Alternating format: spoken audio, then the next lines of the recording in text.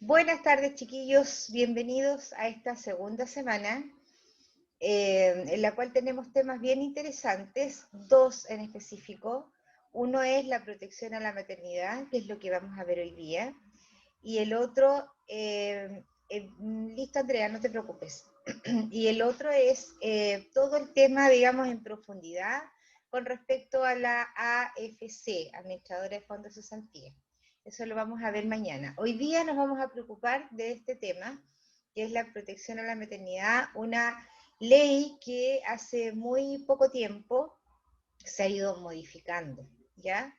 Así que vamos a ver, voy a empezar compartiendo la pantalla para contarles, ¿cierto? Más o menos, qué es lo que vamos a ver esta semana. A ver, creo que lo estoy compartiendo. Ahora sí. Ahora sí, alguien que me diga si lo ve, por favor. Sí, profesor. Ya, correcto. Hoy, esta semana entonces, en este módulo, vamos a ver, identificar los derechos previsionales como trabajador de acuerdo a su situación laboral y a la legislación vigente en esta materia. Ya, entonces, dentro de aquello, los criterios que vamos a evaluar son identificar los principales derechos y deberes relacionados con la previsión social en su calidad de trabajador dependiente. Recuerden, dependiente significa que tiene un contrato de trabajo, y la forma de ejercerlos. Identificar las cotizaciones previsionales asociadas a pensión de los descuentos legales realizados y los derechos asociados al pago de la cotización y seguros. Que eso es gran parte de lo que vimos la semana pasada, de todas maneras, con respecto a todo lo que tenía que ver con los porcentajes, ¿ya? Reconocer el objetivo del seguro de cesantía y sus derechos asociados como trabajador, ¿cierto? Identificar la normativa asociada a la protección de la maternidad. Esos son los dos temas importantes que vamos a ver. Ustedes tienen hartos recursos de aprendizaje en el aula, como todo el tema de la previsión social, ¿cierto? Lo de la maternidad, lo de la FC, hay varios videos también que los pueden ayudar. Asimismo tienen el Código del Trabajo, por ejemplo, que es el compendio más que tiene todo, ¿cierto? Vamos a tener dos trabajos en aula, tanto en la videoconferencia 1 como en la videoconferencia 2.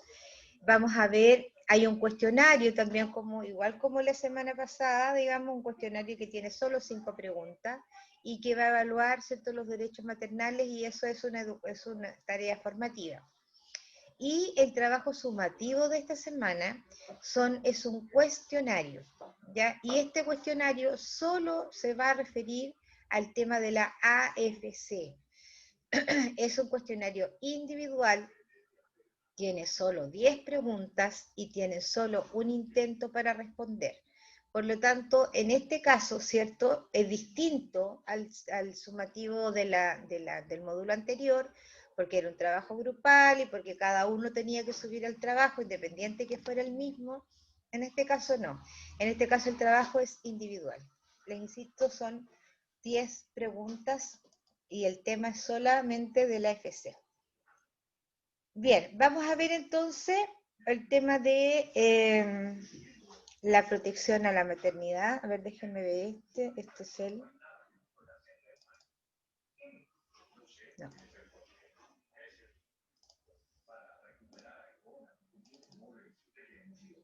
No sé por qué no se abre.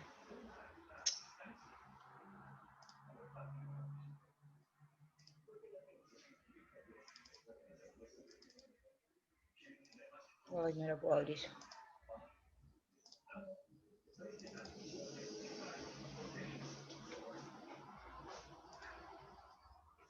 Profe, una pregunta que no le escuché bien. ¿Cuándo es el cuestionario? ¿Cómo? El cuestionario es ¿Para el sumativo de esta semana, y para cuándo es? para el sábado. O sea, ya, gracias. Estoy tratando de compartir. Ahí está, ahí apareció. Bien. Imagino que lo ven, ¿cierto? Creo yo. Sí, sí se ve. Sí, Ya, profe, se perfecto. ve. Vamos a hablar entonces hoy día con respecto a la protección de la maternidad. Como les comentaba, esta ley ha sido cambiada en varias oportunidades y la última modificación que se le hizo es agregar tiempo de descanso, ¿cierto? O de protección al niño y el bien es el llamado eh, prenatal, postnatal parental, ¿cierto? Que seguramente ustedes algo lo habrán escuchado de qué se trata ese parental. Bueno, lo vamos a ir viendo, lo vamos a ver ya cuando hayamos terminado básicamente esta ficha, pero vamos a empezar hablando de dónde viene, de qué se trata, etcétera. Una cierta introducción, ¿cierto?, para poder entender esto de la ley de la protección maternal. Yo no sé si ustedes se recuerdan de que la semana pasada hablábamos del contrato a plazo fijo. Y yo les decía, ¿cierto?, que los contratos a plazo fijo, si bien es cierto, el trabajador sabe exclusivamente cuándo y exactamente en qué fecha termina su contrato, la única posibilidad de que ese contrato no llegue a término es cuando la mujer queda embarazada. Y queda embarazada durante el periodo de contrato, ya no es que venga de antes, tiene que estar durante el periodo de contrato. Además de eso, tiene que dictarlo un juez, ya no es como que, estoy embarazada y te fregaste, no. El juez lo tiene que dictaminar porque indudablemente que el empleador, al encontrarse con una mujer que se ha embarazado, ¿cierto? Lo que quiere hacer es indudablemente despedirla. Pero en este caso, esta ley, precisamente la que vamos a ver ahora, es una ley que está por sobre el tema de las contrataciones y eso. La ley de la maternidad es más relevante, por decirlo así, ¿cierto?, con respecto a las otras leyes. Entonces, a modo de introducción, ¿cierto?, podemos indicar que la evolución de la situación social y política y económica de las mujeres en Chile no ha estado exenta de problemas a lo largo de la historia republicana en nuestro país. Al fines del siglo XIX y durante el siglo XX se pueden apreciar significativos cambios sociopolíticos, ¿cierto?, que permitieron la irrupción de las mujeres en la vida pública. Los hitos legislativos que tienen, que marcan este derecho o esta protección a la maternidad, primero son el derecho a estudiar en la universidad. Mira, hasta antes de 1877 las mujeres no tenían el derecho de entrar a la universidad. El derecho a la cuna, que parte desde 1917. El derecho a voto, mira, en 1934 nosotros tenemos una votación ya próxima, pero tenemos que saber que solo a partir de 1934 las mujeres tenían derecho a voto. Entonces, estos hitos legislativos fueron los que fueron pavimentando el camino a este nuevo espacio, ¿cierto?, más allá de lo doméstico. Es decir, entonces la mujer comenzó a salir de esta burbuja hogareña, ¿cierto?, y que tan solo le permitía hacer labores de la casa, y se entendía que las mujeres eran para tener los hijos, atender el marido de la casa. Esa era su labor. Es más, en los colegios... ¿Alguien pregunta algo? Parece que no. Es más, en los colegios, ¿cierto? Mi mamá tiene 75 años, ¿cierto? Ella me comentaba que era normal en los colegios, ¿cierto?, que las mujeres estudiaran, por ejemplo, economía doméstica, ¿sí?, que les enseñaban a cocinar, ellas aprendían a bordar, aprendían a tejer, a coser, etcétera. O sea, les enseñaban además en el colegio, en la enseñanza media, eh, hacer labores domésticas. Esa era la función, digamos, hasta hace no tanto tiempo. Uno dice 50 años atrás, no es tanto tiempo, 50 años. El siglo pasado entonces se inicia con la migración campo-ciudad. Eso significa, ¿cierto?, que en algún minuto dado de nuestra historia, todas las personas que vivían en el campo empezaron a venirse a la ciudad, porque en la ciudad obviamente había mayores oportunidades de trabajo, ¿cierto?, y que además eran remuneradas de mejor forma. En los campos, por lo regular, ¿cierto? Había cierto aprovechamiento de los trabajadores agrícolas, sobre todo, indudable, cuando estas personas tenían poca educación. Muchos de ellos incluso no sabían ni leer ni escribir. Entonces, con esa dificultad, con mayor razón, ¿cierto? Eran vulnerados en sus derechos fundamentales. Entonces, con esa ocasión, ¿cierto?, de esta vulnerabilidad que ellos vivían en el campo, empezaron a migrar en busca de trabajo, de educación, ¿cierto?, y de tratar de forjarse un mejor futuro. Entonces continúa con las mejoras en las condiciones de trabajo en el rubro de la manufactura y los servicios y el surgimiento de la clase media. Desde ahí viene, digamos, este concepto como de clase media, de los que comienzan a hacer trabajos un poco más específicos, ¿ya? En este contexto, dice, las mujeres tuvieron acceso a la educación superior, a desempeñarse en labores remuneradas fuera de su casa, se produjeron procesos emancipadores en el mundo desarrollado, normativa internacional propiciada por la Organización Internacional del Trabajo, todo lo cual redundó, dice, en la conquista de una serie de derechos en materia laboral, cívica y política. El siglo termina, por ejemplo, con la creación del Servicio Nacional de Mujer, ¿cierto?, que data de 1991, la ley de la violencia intrafamiliar del año 94, la igualdad jurídica entre hombres y mujeres del año 99. ¿Sí? Esto es muy, muy reciente, por lo tanto los derechos de las mujeres han sido reconocidos, yo diría un poco tarde, podría ser, ¿cierto? Porque se va creando en el inconsciente de las personas que las mujeres por lo regular somos como de un estatus menor, por decirlo de alguna manera.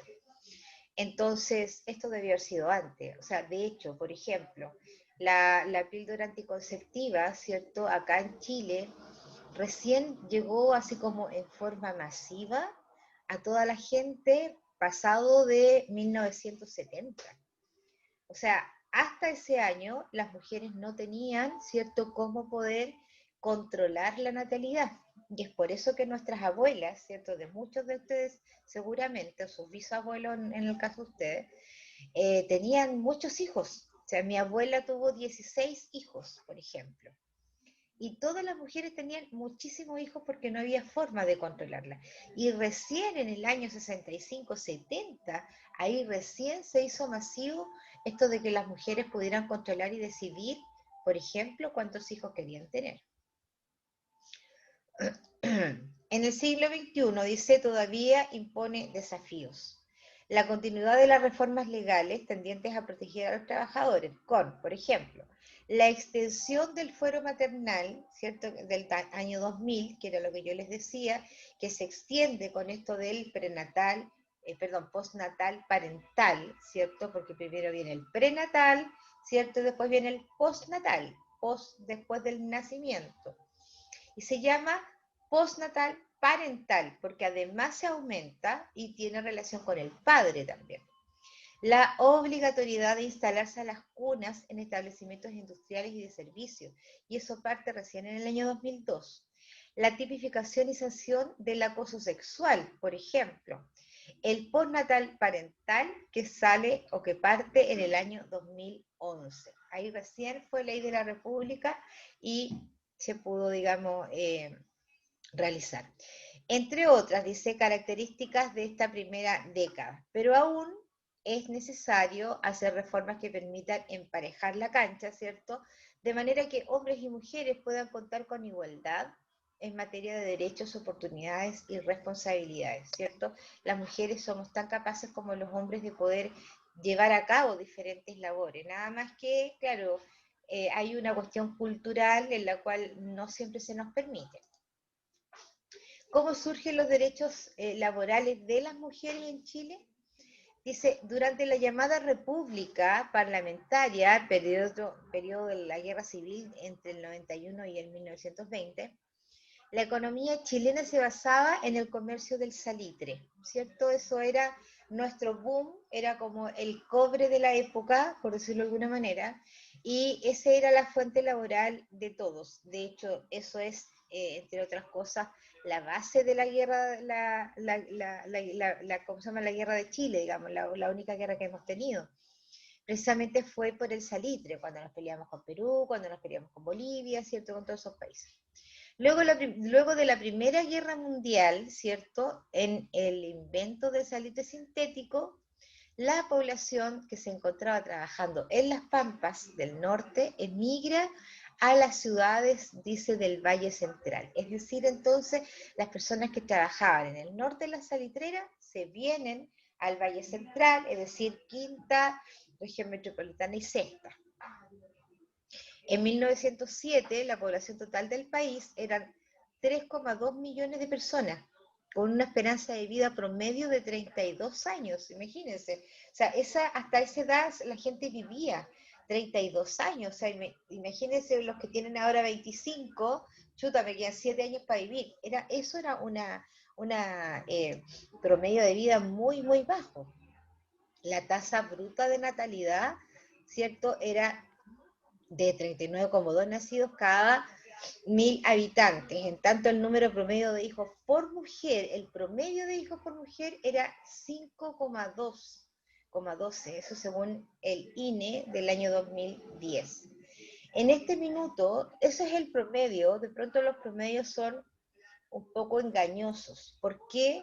Porque se toma de lo menos a lo más y se llega al medio. Entonces, esconde un poco los extremos, ¿sí?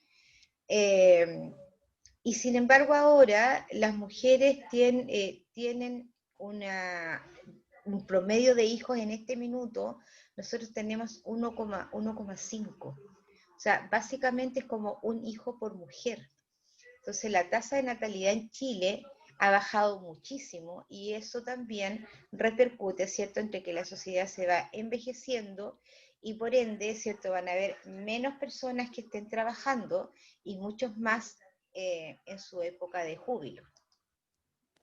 En 1910, dice, la fuerza de trabajo era de 1,2 millones de personas, correspondiendo a 72% de hombres y 28% de mujeres. Ahí hay una diferencia importante.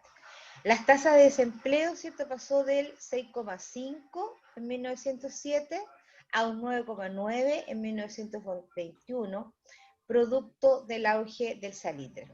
La vida de los obreros, ¿cierto?, que emigraron a las ciudades del Valle Central eran de una gran vulnerabilidad, porque estaban sin trabajo, porque lo único que sabían hacer era trabajar en el salitre. Entonces, jamás. ¿aló? Ay, todas las fotos que te sacado. ¿Cuándo? ¿Alguien tiene su micrófono abierto? ¿Hace cuánto? Cuando te hago bolita con las sábanas. Compañera. Fue una vez. Fueron 3. Aló, compañera, ¿puedes apagar el micrófono? Ya, parece que lo apagó.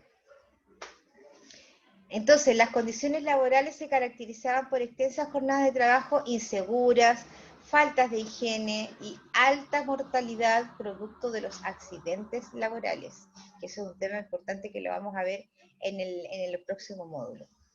Todo ello entonces provocó que los obreros se organizaran exigiendo mayores condiciones de trabajo y salariales, es decir, que les pagaran más. Sin embargo, institucionalmente, a la fecha, los parlamentarios se habían opuesto a dichas mejoras. Consideraban que no, consideraban que la gente que no tenía estudios, ¿cierto?, o que tenía menos relaciones sociales, por decirlo de alguna manera, no tenía que ganar más.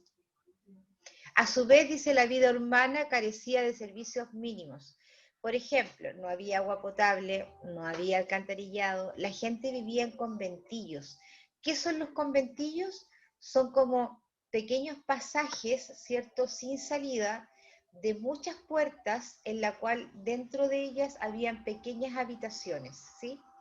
Al no tener alcantarillado, la gente, por ejemplo, todas sus aguas servidas, ¿cierto?, incluso del baño, por decirlo de alguna manera, eran lanzados a la calle, ¿sí?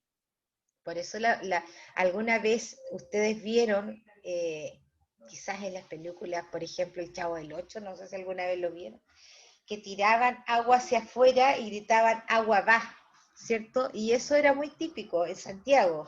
Y pasaba la gente por una calle y gritaban agua va, era porque iba agua sucia.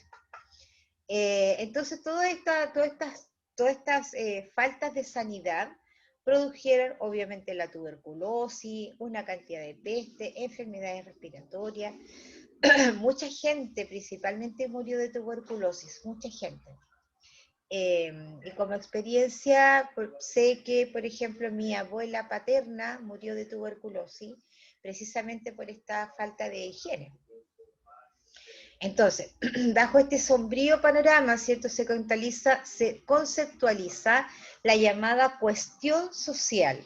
Entonces, eso de la cuestión social que ustedes seguramente han escuchado, es de bastante más atrás de lo que uno realmente conoce, que se caracteriza, dice, por el trabajo forzoso, ¿cierto? La mala alimentación, la falta de hábitos de higiene y además la ignorancia extrema en contraposición con la élite, ¿cierto? Porque siempre ha existido en Chile élite y clase alta, que en el periodo parlamentario dice realizar gastos en viajes a Europa, por ejemplo, construcción de lujosas mansiones, compra de automóviles, ¿cierto? Entre otros.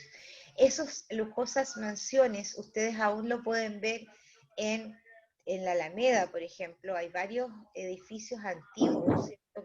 Que eso eran casas habitación. Ahora son negocios, otros son hoteles, qué sé yo, pero eso era casa habitación, a casa donde vivía una familia. Así era de pobre. Si ustedes las que están viendo en la pantalla, que no lo sé, pueden comparar, ¿cierto? La foto donde está el conventillo y donde está efectivamente las mansiones que yo les menciono.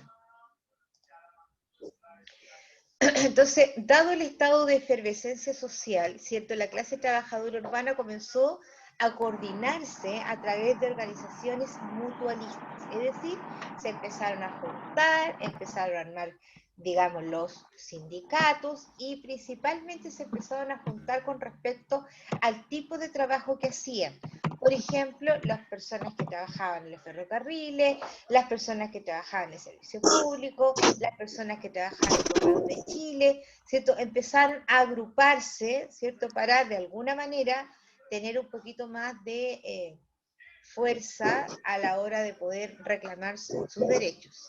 El periodo de mayor crecimiento sindical en Chile fue entre 1902 y 1908, donde hubo alrededor de 200 huelgas. O sea que esto de la huelga en Chile no es de ahora, ¿cierto? De las que casi la mitad fueron ganadas por los sindicatos. En el año 1917, a través de la influencia e ideas de la Revolución Rusa, la organización sindical creció rápidamente, aumentando las huelgas organizadas principalmente por la Federación de Obreros de Chile, así como la Federación de Estudiantes de Chile. Fue así a que a fines del siglo XIX y crecientemente y entrando en el siglo XX, el movimiento obrero chileno alcanzó el carácter de una fuerza social y política organizada, militante y nacional. Es decir, este movimiento de los obreros, ¿cierto?, comenzó a correr un poquito los límites y a poder a tratar, ¿cierto?, de que estas grandes ganancias fueran un poco mejor repartidas. Producto de las huelgas entonces, ¿cierto?, se aprobaron las leyes como por ejemplo el Consejo de Habitación Obrera. ¿A qué se refería esto? Que por ejemplo las empresas, ¿cierto?, que eran grandes empresas, hacían casas alrededor de la fábrica. ¿Para qué? Para poder darle habitación a los obreros que no lo tenían. Y ustedes aún lo podrían ver. Si es que alguno vive, por ejemplo, en la zona de Maipú, cerca de la fábrica Pizarreño, había una población que se llama Pizarreño, que todavía existe, y que está a los alrededores de la fábrica. Hay otro que está en Maipú, que es la Villa Copec, por ejemplo, que era para la gente que trabajaba en Copec. Las personas que viven más acá abajo, Rondizoni, Estación Central, hay puras casas de los ferrocarriles, ¿cierto? La gente que trabajaba en los ferrocarriles les daban esas casas. Donde está la empresa Gasco, Bernal del Mercado, Pedro Aguirre Cerda, Obispo Maña se llama la calle ahora, también hay casas que están alrededor de esta empresa de Gasco. Bueno, todas esas casas tenían que ver con esto de Consejo de Habitación Obrera. Aún existe todo lo que les menciono.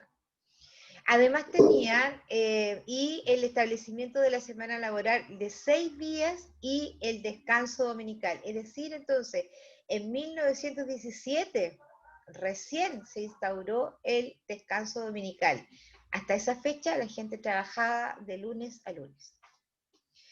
Un primer hito importante fue en el año 17, ¿cierto? Cuando surge la primera materia en materia de protección a la maternidad con la ley 3186. Esa fue la primera, ¿cierto?, que se estableció. Por ejemplo, el tema de servicio de salacunas, dice, en las fábricas, en los talleres o en los establecimientos industriales donde trabajaban 50 o más mujeres mayores de 18 años, ¿sí? Para hijos de hasta 1 año de edad. Entre los beneficios se estableció el derecho de amamantar a los hijos por un máximo de 1 hora diaria, tiempo que no podía ser descontado del salario de las madres. Ahí recién en 1917, con la ley 3186, fue el primer hito con respecto a esto de la maternidad.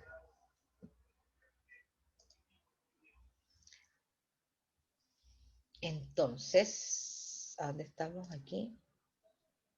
Posteriormente, en 1925, esta ley es derogada y reemplazada por el decreto número 442, ¿cierto? En vez en la historia de nuestro país, dice, no, perdón, me equivoqué, dice, a cargo del Ministerio de Higiene y Asistencia Social, que establece por primera vez en la historia de nuestro país el derecho a descanso del periodo de embarazo 40 días antes del parto y 20 días después del parto. O sea, en 1925, es decir, desde 1917, que fue la 3186, la primera ley, nos saltamos casi 10 años después a 1925, cuando recién ahí la mujer tenía derecho a descansar antes y después. Ahora, 20 días después del parto, la verdad es que es nada, ¿sí? Bajo esta norma, el patrón, porque así se le llamaba, ¿cierto?, a los empresarios, estaba obligado a reservar el puesto de trabajo por dicho periodo sin poder despedir a la mujer embarazada y pagar el 50% del salario, ¿sí? Actualmente eso no existe, ¿cierto? Porque ahora existe FONASA, existe SAPRE, y son ellos los que se encargan o los que en definitiva hacen veces como de el empleador, y ellos siguen pagando las cotizaciones y el sueldo de la mujer. Pero hasta ese momento, ¿cierto?, la mujer se conformaba con que no la despidieran y que le pagaran el 50% de su sueldo.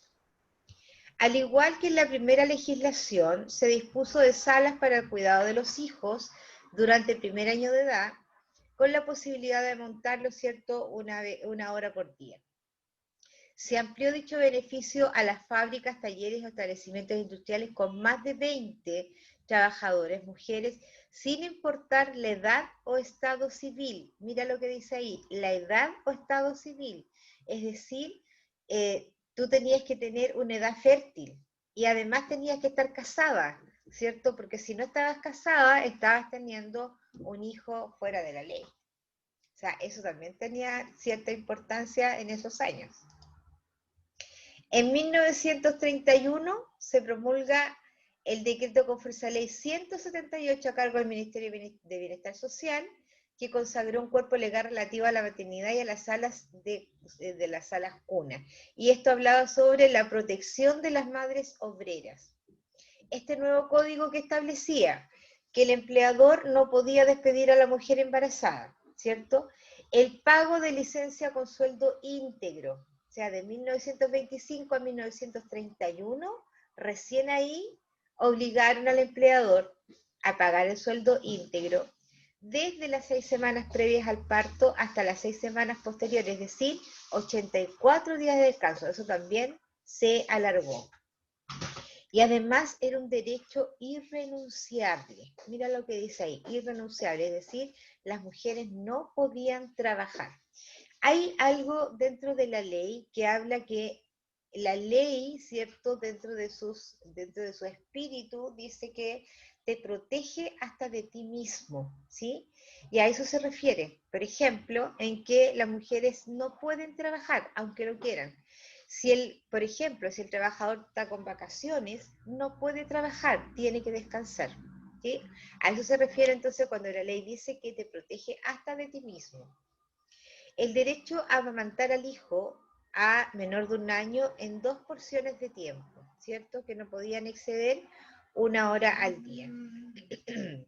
Tiempo dice que es considerado como trabajado para efectos de remuneración. O sea, no se lo podían descontar cuando en 1931, en 1925 sí, se los descontaban. Se mantuvo el uso de la sala cuna y podrían participar de la administración y la dirección de los sindicatos. Recién ahí pudimos integrar nosotros el sindicato, antes no, antes era solamente los hombres.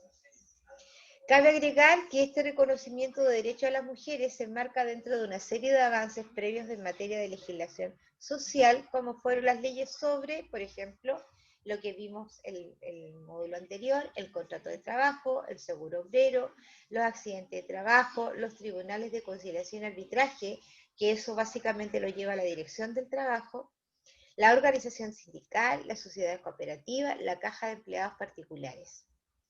Todas aprobadas en 1924 por el gobierno de Alessandri.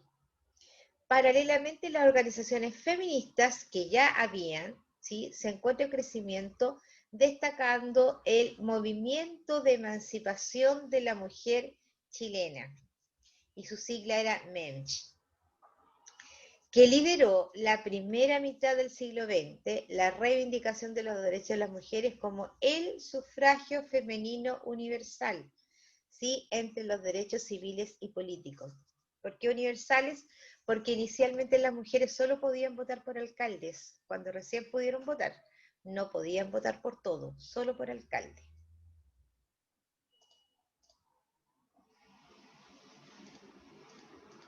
Vamos en el 12. Ahí está este caballero, ¿cierto?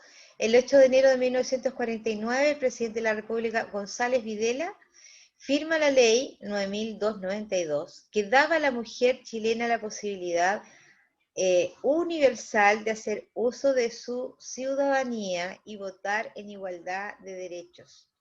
En 1952, recién las chilenas votan por primera vez por una elección presidencial. Chile fue el 10º país latinoamericano en conceder el voto femenino. 1952, recién ahí nosotros pudimos votar por todos. La protección a la maternidad entonces desde 1931, ¿cierto? Que es donde se vieron los mayores avances, hasta 1990. Tras la Gran Depresión de 1929, ¿cierto? La producción de salitre norte chileno cayó a la mitad. Disminuyó el volumen de venta al extranjero y la contratación de trabajadores, obviamente, ¿cierto? Aumentó la deuda externa y el déficit presupuestario en el gobierno de Ibáñez. Se impulsaron políticas, ¿cierto?, exitosas producto del aumento de los precios mediante o principalmente a través del cobre. Se fortaleció la industria nacional, destacando el número de la producción agrícola y manufacturera, y con ello adoptó el modelo de desarrollo hacia adentro. ¿Qué significa eso entonces? Que empezaron a crear industrias. En Chile se creaba ropa, se hacían zapatos, se hacían muebles. Por ejemplo, una marca que ustedes conocen, IANSA, ¿cierto?, que es la productora de azúcar. Esa productora era una industria que producía azúcar para los chilenos, ¿cierto? Habían varios molinos también que producían la harina para los chilenos, ¿cierto? Entonces, a eso se refiere con desarrollo hacia adentro. Empezaron a crear industrias para solventar el comercio nacional, más que exportar. Ahora no. Ahora prácticamente no hay industria y todo se exporta. El hito que arraigó las ideas de este modelo, ¿cierto?, fue el terremoto de Chillán de 1939. que destruyó la zona central de Chile y para cuya reconstrucción el Estado se involucró ideando un plan que incluyó la Agencia Promotora de Desarrollo, que fue la Corfo. En adelante, la Corfo impulsó la formación de empresas públicas en materia de, por ejemplo, electricidad. Endesa, que era una empresa chilena, indudablemente antes que llegaran los españoles y compraran, y ahora es en él, ¿cierto? De petróleo, que era la ENAP, ¿sí? De acero, CAP, la Azúcar y ANSA, y de crédito, ¿cierto?, que era el Banco Estado, entre otras. Diversificando entonces la matriz industrial, fortaleciendo la capacidad empresarial, impulsando el movimiento sindical, tanto en empresas privadas como en la empresa pública. Así como en 1953 se creó, ¿cierto?, la Central Única de Trabajadores, la CUT, que la presidía don Clotario Blest. Don Clotario Blest murió hace muy pocos años. Es un señor que tenía mucha edad, una persona inteligentísima, y murió hace muy poco. Yo diría no más de 10, que yo creo que eso es poco. La injerencia del Estado no se limitó solo a la economía, sino también al rol como benefactor o protector de la esfera social, como por ejemplo, protector de la salud, protector de la vivienda, educación y previsión. El objetivo era fortalecer el aparato institucional, estructura capaz de atender efectivamente las necesidades. De este modo, entonces, en 1930 y 1950, el Estado triplicó el gasto social, principalmente en materia previsional, aumentando de un 10% a un 28,5%. Los beneficios se tradujeron en la promoción de asignaciones familiares, que es lo que ustedes conocen ahora, subsidio de cesantía, ¿cierto?, que estaban de otras maneras se hacía, ahora tenemos la AFC, pensiones por antigüedad, invalidez y muerte, que ustedes lo ven ahora como la AFP,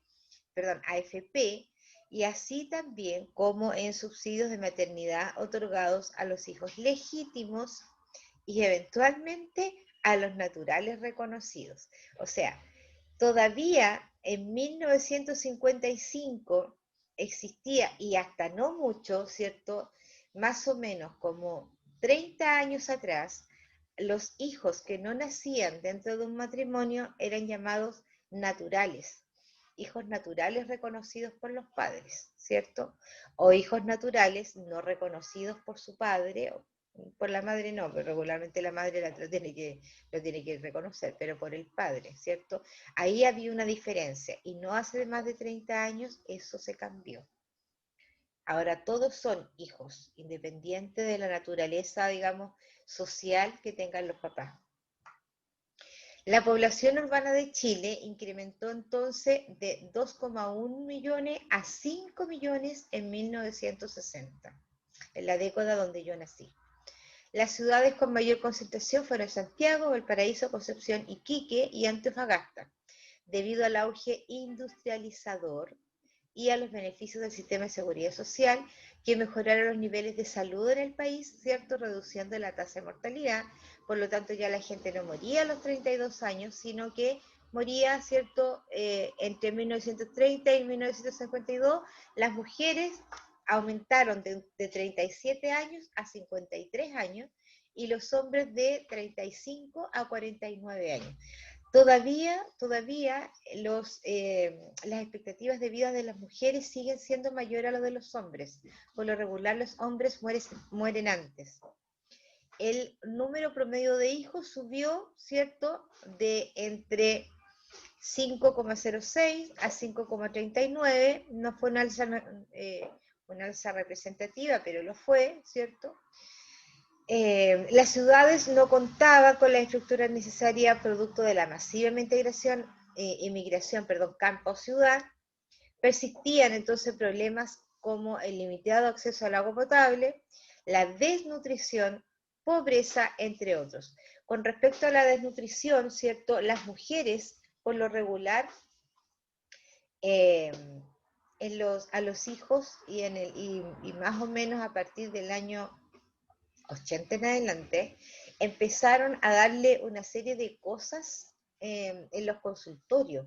Llegaron a dar incluso hasta queso, unos trozos de queso, arroz, sopas, ¿cierto? Aparte de la leche le han dado siempre, digamos, que eso fue algo que impuso el presidente Allende. Pero a partir de ese tiempo le empezaron a dar un montón de cosas extras, ¿cierto? Porque había una desnutrición en Chile. Ahora, según los entendidos, esa desnutrición, que si bien es cierto era real, pero también estaba un poco camuflada, por decirlo de alguna manera, porque se guiaban por índices de Estados Unidos. Entonces, claramente cualquier hijo chileno iba a estar desnutrido con respecto, ¿cierto?, a los índices norteamericanos, porque claramente en Estados Unidos los niños eran bastante mejor alimentados que lo que podían ser acá, ¿cierto? Entonces ahí había un error en términos logísticos, que muchas, obviamente, que después eso lo eliminaron. Solo a partir entonces de la inversión gubernamental en la educación, la calidad de vida comenzó paulatinamente a cambiar. Mira lo que dice ahí. Entonces la educación es una parte importante para cambiar esto. La expansión de la cobertura escolar pasó de un 41,9 a un 91,3. Mira, el analfabetismo, recuerden que yo les decía que había mucha gente que no sabía ni leer ni escribir, ¿cierto? Bajó, dice, de un 49,7 a un 16,4%. En lo relativo al rol de las mujeres desde el mediado del siglo XX, su presencia en la vida pública fue un rasgo distintivo, ¿cierto? Un aspecto clave de la época fue el decreto Amunátegui de 1877, que permitió a las mujeres de clase alta y media acceder a la universidad, a la educación universitaria, destacando su presencia en profesionales como la salud pública, la educación, periodismo, artes, etc. Así fue como en las décadas del siglo XX se comienzan a promulgar las primeras leyes sobre derechos civiles y políticos de las mujeres. En el año 84 existía una ley que excluía de votar, y recién en 1934 la primera elección fueron las municipales.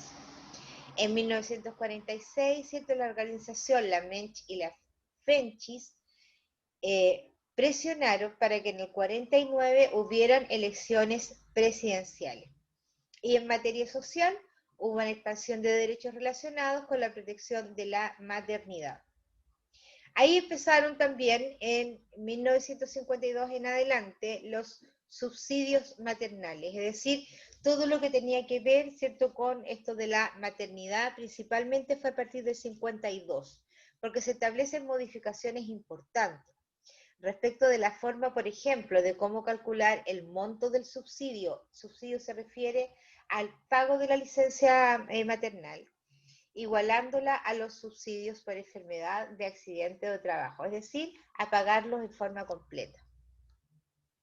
A fines del 66, mira, un año antes que yo naciera, la ley 16.511, que amplía a los años de edad el derecho de amamantar a los hijos o hijas en el lugar de trabajo. Lo amplía a 2 años. Recuerden que antes era solo el primer año, se amplía a 2 años. Importante esto del derecho de amamantar, porque esto también cambió posteriormente, porque no todas las mujeres amamantaban, ¿cierto? No todas tienen la posibilidad de poder hacerlo, por lo tanto eso de amamantar se cambió por derecho de alimentación. Eso también fue un cambio muy importante que fue más adelante también. La extensión de la protección maternal, ¿cierto? Ahí también, con la ley 11.462, se indicó lo que tenía que ver con el fuero maternal, es decir, que no podían ser despedidas. Me voy a apurar un poquito porque quiero que veamos la otra, que habla específicamente de los pre y los post. Habla también del postnatal, ¿cierto? En el año 66, que también se hicieron algunas modificaciones. En el 1970 apareció la Junji, por ejemplo, ¿cierto?, que es el tema de los jardines infantiles. dicha ley establece el derecho a la protección de los hijos menores de 1 año, ¿cierto? Consagrado que, por ejemplo, en caso de enfermedad grave de un hijo, la madre podía hacer uso de una licencia médica. Ahora también eso existe y existe también otros también que se llaman acompañamiento. Hubieron avances legislativos importantes, ¿cierto? Revolucionaron la vida cotidiana de las mujeres y mira, píldora anticonceptiva, 1962. Ahí recién llegó y pudimos empezar a controlar esto de la natalidad. En 1990 a la fecha entonces, tras el regreso de la democracia, ¿cierto? Las mujeres paulatinamente han conquistado mayor relevancia en la institucionalidad pública del país. Igualdad de ingresos, acceso a la educación, ¿cierto? La fuerza de trabajo femenina en el año 90, ¿cierto? A la actualidad subió desde 1.4 millones a 3,6 millones en el 2017. Eso según el INE en el año 2017. En materia de fecundidad, ¿cierto? Disminuyó de 2,6 a 1,85. Ahora está hablando del año 2014, ¿sí? Ahora, a la fecha, tenemos un promedio de 1,5. La esperanza de vida de las mujeres de 76 años pasó a 83 en el año 2016. Actualmente las mujeres son mayoría en la educación superior, sin embargo, están concentradas en carreras del área de la salud, la enseñanza y las ciencias sociales. Menos rentables, ¿cierto?, en términos económicos que en aquellas que se concentran los hombres, principalmente vinculados a los conocimientos del área tecnológico. En primer gran hito, en el 91, con la creación nacional de del Servicio Nacional de la Mujer, el CERNAM, ¿cierto?, que implementó el primer plan de igualdad de oportunidades para las mujeres. Objetivo era promover políticas públicas en pos de la equidad de género. ¿Qué nos queda por acá? Nos queda poquito para terminar este.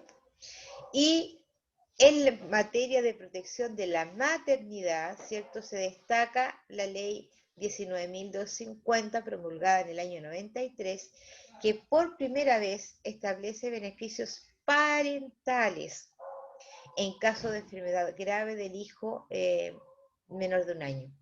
Dicho derecho, dice, para los padres, o sea, habla de madre y padre, ¿cierto?, quedó sujeto al consentimiento de la madre, ¿sí? Es decir, una cierta cantidad de semanas, ¿cierto?, pueden tomárselo, ¿cierto?, o la madre o el padre, pero si quiere tomárselo el padre, debe ser con el consentimiento de la madre. O sea, si la madre decide dejar a su hijo para que el padre lo cuide, es ella quien lo decide, no el papá. Eso es importante. 1 año más tarde, dice, en el 94 se modificó, ¿cierto?, mediante la ley 19.299, que establecía como monto máximo de los subsidios diarios por descanso de prenatal y postnatal la renta imponible, porque eso no estaba arreglado de esa manera. En el 98 se modificó a fin de extender la cobertura de la sala cuna, reemplazando el concepto establecimiento por el de empresa. De igual modo, la ley permitió el fuero maternal para las trabajadoras de casa particular, porque tampoco lo tenían, ¿cierto? Así como la prohibición de discriminación por estado de gravidez. Estado de gravidez es embarazo. Permiso a trabajadoras en caso de accidente de enfermedad grave, ¿cierto?, de sus hijos. Eso quiere decir que cuando los hijos son menores de 1 año, la mamá puede recibir licencias por el hijo. Eso significa la eliminación de diferencias entre hijos legítimos e ilegítimos, ¿cierto? Mira, en el 98, la igualdad jurídica entre hombres y mujeres. Y en octubre del 2011, que era lo que mencionábamos en una de las fichas, ahí recién apareció el postnatal parental. conocido como el postnatal de los 6 meses. Es decir, cuando nace el bebé, tiene 6 meses la mamá para estar con su bebé. Y dentro de esos 6 meses, la mamá puede otorgar una cierta cantidad de semanas, o la que quiera, se la puede otorgar al padre para que lo pueda criar. ¿Ya? Más que criar, cuidar. Se crea un permiso posterior, dice, a las 12 semanas del postnatal, que consiste en hasta 12 semanas de permiso. El permiso postnatal parental adquiere 2 modalidades de uso, a elección de las mujeres, una de las 12 semanas jornada completa, o bien 18 semanas en media jornada. También es una forma que ellos pueden elegir. En caso de que la madre traspase el beneficio al padre, ¿cierto? También se aplica de la misma forma, 12 o 18 semanas. En el primer caso, si la madre decide tomarse las 12 semanas jornada completa, traspasa desde la semana 7 en adelante, y en el segundo caso, si la madre decide tomar 18 semanas, es decir, media jornada, traspasa de la semana 13 en adelante.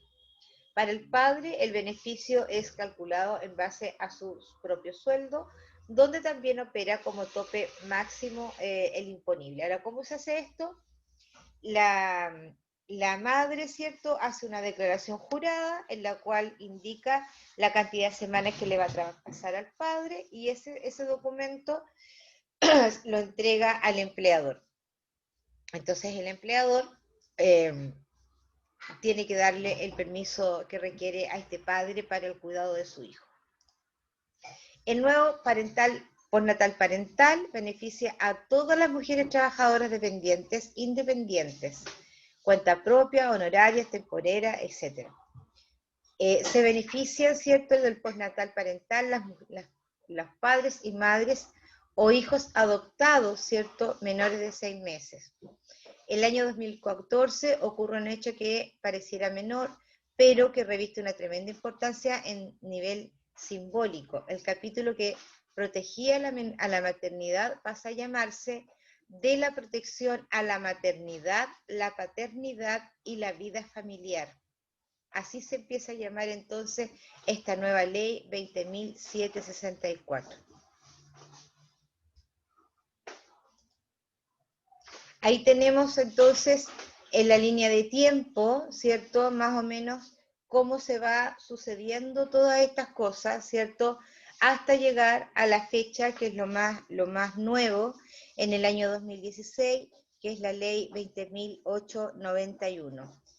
Es importante tener en cuenta todas estas cosas porque claramente nos dan un amplio conocimiento, ¿cierto?, de cómo se fueron sucediendo, que no siempre las cosas son como las ve uno ahora, sino que muchas veces van cambiando y van mutando increíblemente, ¿cierto? Desde que la mujer le pagaban el 50% del sueldo, que no tenía ningún derecho a nada, que inicialmente las despedían, por ejemplo. Entonces, durante todos estos años se ha avanzado bastante. Indudablemente que no todo es gratis, ¿cierto? Siempre hubieron personas en las cuales hicieron algo o pelearon algo para que el resto pudiera tener estos beneficios. Bien, ¿alguna pregunta?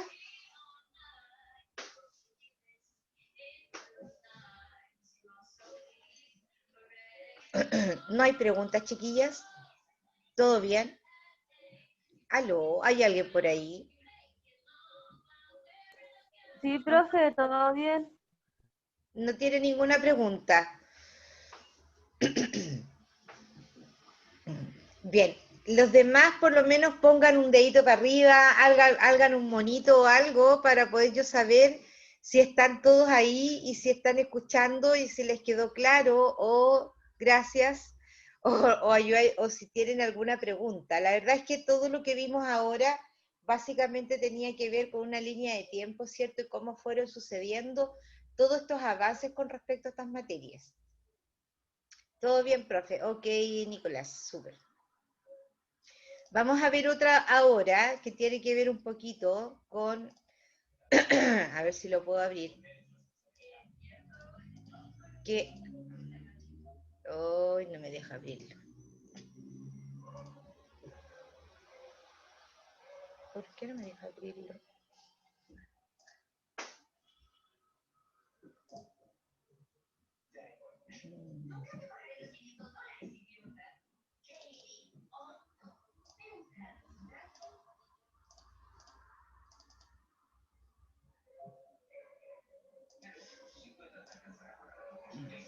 A ver, estoy tratando de abrir el PPT, que no lo logro abrir. Deme en un minuto, porfa, ya. No sé por qué no lo logro abrir.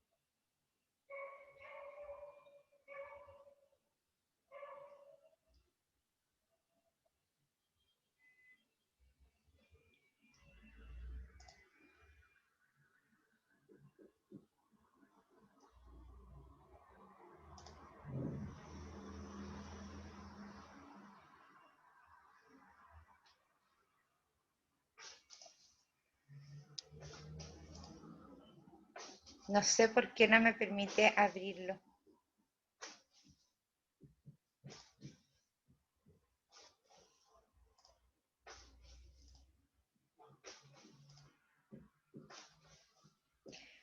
Bueno, mientras se abre, porque estoy abriendo el archivo, se está abriendo, quisiera explicarles que yo no sé si se los expliqué así mostrándoselo. Esto que ustedes ven acá es el intranet de las notas, ¿sí? Y como ya va a haber una nota, entonces necesito que les quede a todos súper claro. Esta intranet, ¿cierto? Yo no tengo bien claro por qué lo configuraron de esta manera. Si ustedes se dan cuenta, tengo 7 notas parciales, que es lo que ustedes ven ahí, ¿sí? Pero indudablemente que no tiene relación con lo que estamos haciendo ahora. A mí me da la impresión de que esto no se arregló y nos empezamos a trabajar con clases virtuales y esto no lo alcanzaron a modificar. Profe, Entonces, una pregunta. dígame. Entonces, ¿cuántas notas en verdad serían? Eso es lo que estoy explicando. Espérame un poquito. Ya. Entonces, las notas sumativas, las que van a intranet, ¿cierto? Son 4, que es una por cada semana, ¿sí? Que es la nota sumativa. Entonces, ¿qué es lo que yo voy a hacer? Porque claramente aquí me estarían sobrando espacios, ¿no es verdad? Entonces yo voy a llevar una planilla aparte en la cual yo voy a ir poniendo las notas sumativas. Cuando yo tenga las 4 notas sumativas, las voy a promediar y ese promedio va a ser, esa misma nota de promedio se va a repetir en cada uno de estas parciales. ¿Para qué? Para que finalmente el promedio sea el mismo. Eso es lo que voy a hacer. Por eso para mí es importante que ustedes pongan, ¿cierto?, su trabajo en el aula, porque yo en el aula, ahí les va a quedar la nota, ¿sí? Entonces ustedes van a saber cuál es la nota, por ejemplo, mañana van a tener la nota de la sumativa 1. Esa misma nota es la que yo voy a registrar en mi planilla. Cuando tengan las 4 sumativas, se va a promediar, que son las notas que ustedes también van a tener, y yo la voy a repetir en cada uno de estos cuadritos que dice parcial 1, parcial 2, parcial 3, etcétera, hasta la parcial 7, va a ser la misma nota, para que dé en el promedio la nota que estoy repitiendo. ¿Ya? Así de esa manera lo vamos a arreglar. ¿Alguna duda con esto? La compañera que recién me preguntó.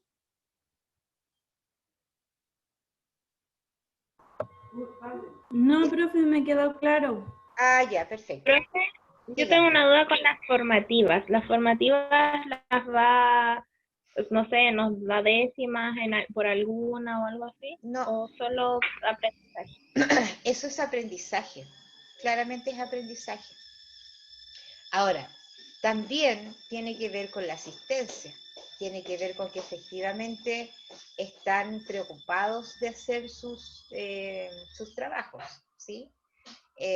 Imaginemos, ¿cierto?, en el peor de los casos, que alguno de ustedes tenga algún problemilla por ahí, ¿cierto?, y quiera mayor tiempo, mayor flexibilidad, qué sé yo, que siempre de alguna manera se pide, ¿cierto?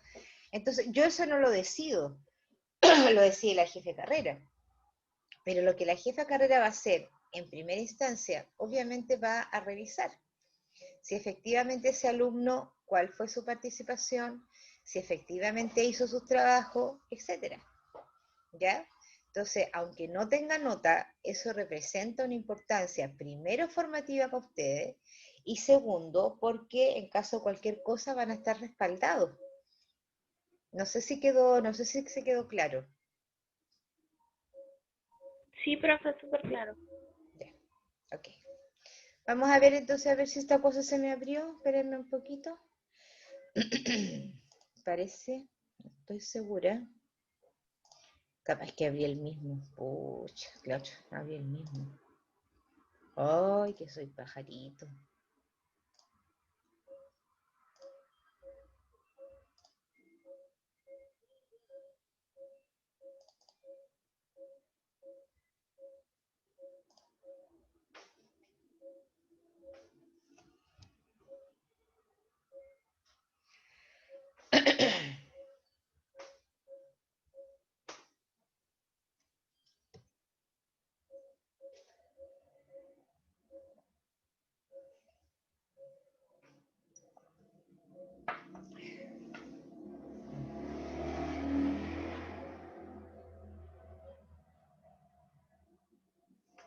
A ver.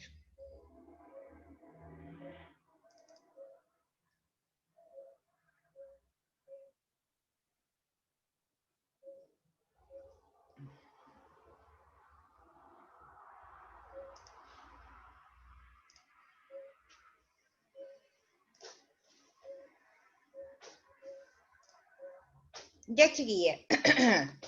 Mientras abre el PPT, ya les expliqué el tema de las notas. Nos vamos a tomar un descanso, ¿sí? Para yo poder abrir el archivo que les tengo que mostrar al final. Y la tarea formativa que vamos a hacer esta semana, ¿cierto? Tiene que ver con lo que vimos la semana anterior, ¿ya? Y dice, BC1, ejercicio, dice, de reconocimiento de descuentos de liquidación de sueldo, ¿sí? Elabora ficha explicativa de derechos según cada descuento. ¿Qué descuentos son? Los descuentos que vimos la semana pasada. Aquí hay una liquidación de sueldo. Voy a ver si la puedo abrir. No sé si me va a dejar abrirla. Sí. Entonces aquí ustedes tienen una liquidación de sueldo, ¿cierto? ¿Y qué es lo que tienen que reconocer acá? ¿Cierto? ¿Cuáles son los derechos previsionales que tiene el trabajador? Aquí ustedes claramente al mirarla se van a dar cuenta, los que estuvieron y los que saben, lo van a poder hacer sin ningún problema, ¿ya? En este caso hay solamente 3, entonces lo que tienen que hacer es, de acuerdo a esta liquidación de sueldo, ¿cierto? Lo que dice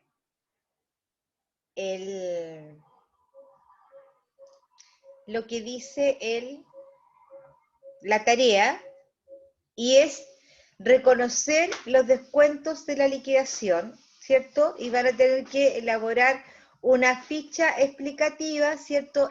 Más o menos con sus palabras, de qué se trata cada descuento y para qué es cada descuento. Eso es solamente lo que tienen que hacer esta semana. Entonces, yo no sé si quieren hacerlo. Les doy la opción. Hoy día vamos a dar la opción. Hacemos el trabajo acá en clase, ¿Lo hacen ustedes o seguimos y después ustedes hacen el trabajo, digamos, en su casa? No sé qué prefieren, cómo hacerlo. Profe, yo digo que entregarlo después. Ya, Yo entonces, digo que sigamos, profe, entreguémoslo después cada una. bueno, no hay problema. Es un trabajo formativo, ¿ya? ¿Qué es lo que tienen que hacer entonces? Abrir la liquidación de sueldo, ¿cierto? Que ya se las mostré, que la tienen en el aula, reconocer cuáles son los descuentos previsionales.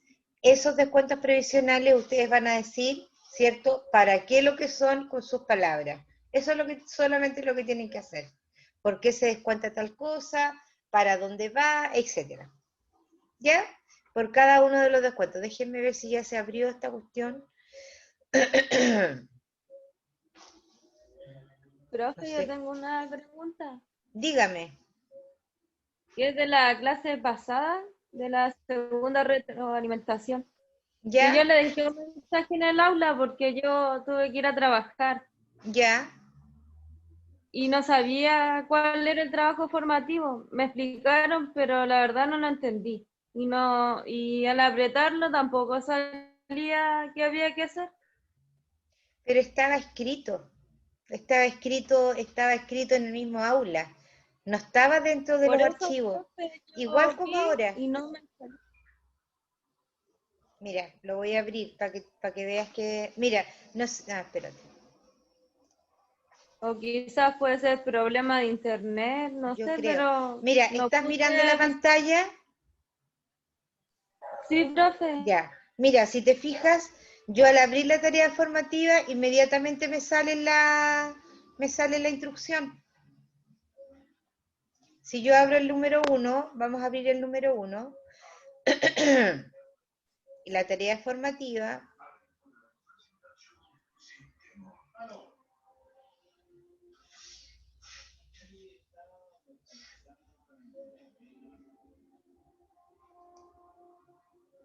se está abriendo la tarea formativa, que pesa, está súper lento el internet igual. Está súper lento. Ahí se va a abrir.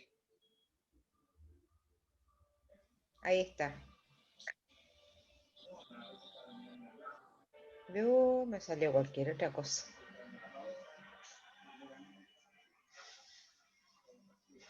Chuta, no te lo voy a poder mostrar, hija, porque esta cuestión está súper lenta. Pero si te das cuenta, si tú abres la tarea formativa y la pinchas, inmediatamente te sale la instrucción. Mira, ahí está. No sé si la estás viendo. No, profe, no la puedo ver. A ver. Pero, ¿qué había que hacer? Ahí está, mira. Ahí está la tarea formativa del módulo anterior. En la primera parte era elaborar un mapa conceptual de las definiciones de los derechos de los trabajadores, y después había que elaborar un listado de derechos y deberes, pero de la previsión social de los trabajadores. Eso era. ¿Cuáles son los derechos y cuáles son los deberes? Eso. ¿Cuáles son los derechos, por ejemplo? Que tiene derecho a tener salud, por ejemplo, ¿cierto? ¿Y cuál es el deber? Aportar con el 7%.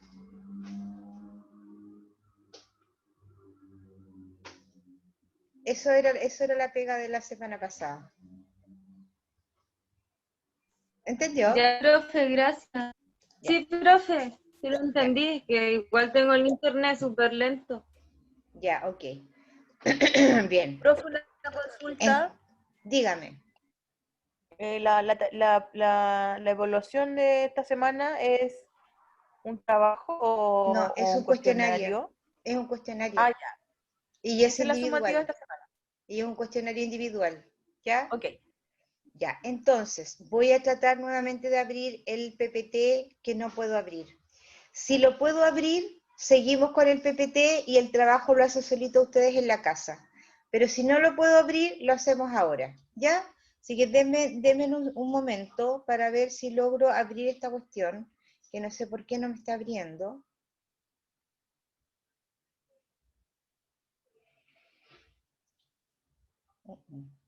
es el mismo.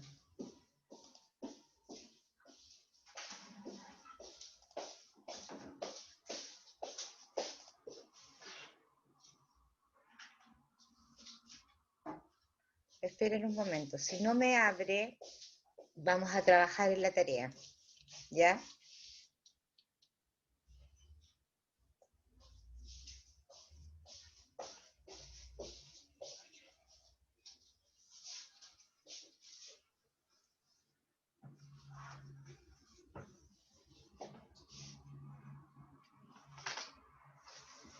No, no me lo abre.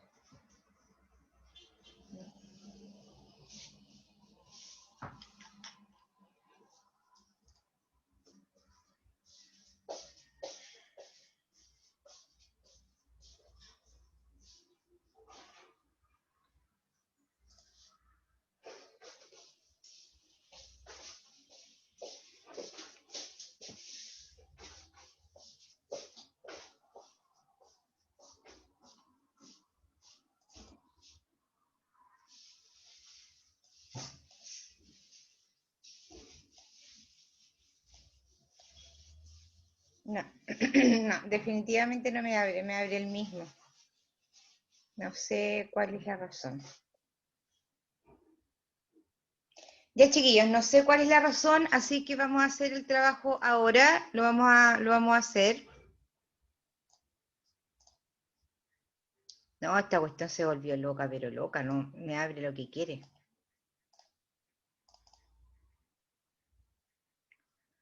Ay, qué atroz. A ver. Está abriendo lo que quiere. Ya, ahí está. ¿Lo ven, verdad? ¿Ven la tarea? Sí, profe. Ya, ok. Como no puedo abrir el otro PPT, que no sé por qué no me lo abre, pero en el fondo es básicamente lo mismo y es un poco más resumido y es en una línea de tiempo, solamente esa es la diferencia. ¿Ya? Entonces lo que vamos a hacer ahora, los voy a agrupar, ¿sí? Van a abrir la tarea formativa del módulo número 2, en la cual van a encontrar la primera instrucción que dice BC1, videoconferencia 1, van a revisar la liquidación de sueldo y van a hacer el ejercicio de reconocer los descuentos que están en esa liquidación y van a elaborar una ficha explicativa de los derechos según cada descuento. Más que una ficha, ¿cierto? En un Word van a escribir tal descuento es tal proporción, ¿cierto? Es para tal cosa y va a tal identidad. Eso es lo que tienen que hacer por cada uno de los descuentos que ahí aparecen. ¿Ya? ¿Alguna duda? Chiquillas, ¿alguna duda de la tarea? No, profe. Ok, No, profe, todo claro. perfecto, súper, súper, súper. Vamos a entonces...